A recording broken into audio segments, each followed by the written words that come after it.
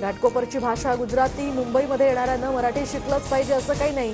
संघाच्या भैयाजी जोशींचं वादग्रस्त विधान, तर मुंबईची भाषा मराठीच माझ्या विधानाचा गैरसमज झाला. वादानंतर आता भैयाजी जोशींची सारवासार.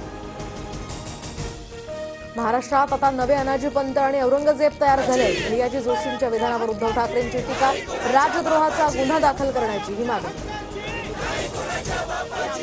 भैयाजी जोशींकडून मराठीचा अपमान नाही तर काही लोक राजकारण करतात, त्यांनी आता राजकारण थांबवावं. उपमुख्यमंत्री शिंदेंची प्रतिक्रिया. विधानभवनात सत्ताधारी पक्षाच्या कृतीला जशास तसं उत्तर द्या. विरोधकांना टार्गेट करत असल्यास महाविकास आघाडीचे नेते एकत्र येऊन महाविकास आघाडीच्या बैठकीत निर्णय.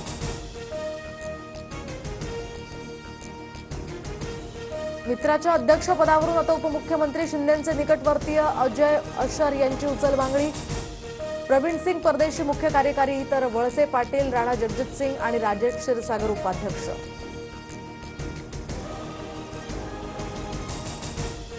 बीएमसी निवडणुकीच्या पार्श्वभूमीवर आजपासून शिवसेनेचा शिवसंवाद दौरा, तर श्रीकांत शिंदे मुंबईतील पदाधिकारी आणि कार्यकर्त्यांशी संवाद साधणार. राज्यभरातील 4.5 लाख शेतकऱ्यांचे विमा प्रस्ताव रद्द. पीक विमा योजना घोटाळ्याप्रकरणी कृषी विभागाची कारवाई. 24 सामायिक सुविधा केंद्रांविरोधात पोलीस ठाण्यामध्ये गुन्हा दाखल. शेतसारा न भरलेल्या, सरकारी मालकी दाखवलेल्या आकारी पड जमिनी आता शेतकऱ्यांना परत मिळणार. कायदा दुरुस्ती विधेयक सादर. 1093 प्रकरणं निकालात निघणार. राज्यातील 24,152 खासगी शाळांपैकी 388 शाळा अनधिकृत असल्याची माहिती. 36 शाळांकडून दंड वसूल, तर 99 शाळांवर फौजदारी गुन्हाही दाखल. दादा भुसेंची माहिती. राज्यात 224 जीबीएस रुग्ण, 26 रुग्णांवर आयसीयूमध्ये उपचार सुरू, तर पुण्यात सर्वाधिक जीबीएस रुग्णांची नोंद. जीबीएसमुळे आतापर्यंत 11 जणांचा मृत्यू झाल्याची माहिती.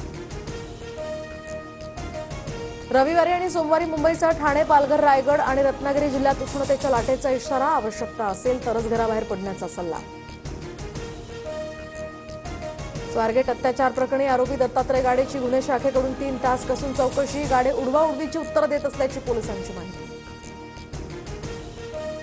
होळीनिमित्त कोकणात विशेष रेल्वे गाड्या चालवण्यात येणार. मुंबई ते मडगाव विशेष रेल्वे गाडी, तर पनवेल ते चिपळूण मेमू ट्रेन धावणार.